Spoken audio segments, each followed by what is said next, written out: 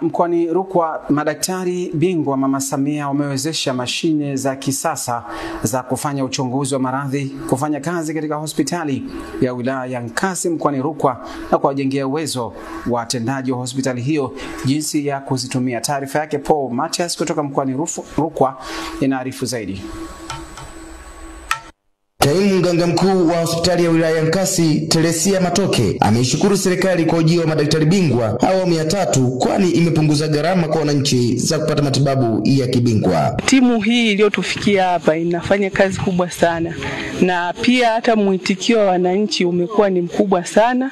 Tulifanya hamasa, tukatembea na magari kutangaza vijijini kote ili waweze kupata huduma kwa ukaribu. Wamefika kwa wingi katika hospitali yetu ya wilaya ya Nkasi, wamepatiwa huduma hizi, wamewaona madaktari bingwa, na wao wanashukuru pia kwa timu hii inapotoa huduma, pia inawajengea uwezo wao katika maeneo yao ya kutoa huduma ili huduma zilizotolewa za kibingwa ziwe endelevu katika hospitali yetu. Madaktari bingwa wametujengea uwezo.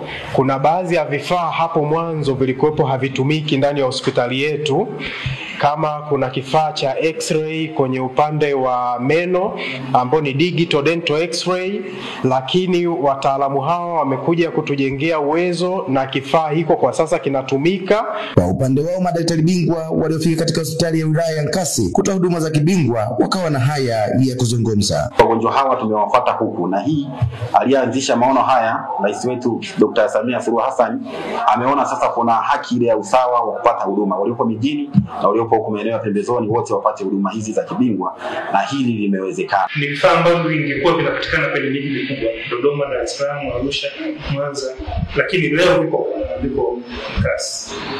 Ni kuipongeza serikali. Baadhi ya wananchi wameshukuru serikali kwa kufikisha huduma ya matibabu ya kibingwa katika wilaya ya Nkasi. Kiukweli nilikuwa ni ngumu sana mimi kupata huduma ya meno, lakini madaktari bingwa walipokuja na kuwepo hapa imenirahisishia na kunipunguzia gharama.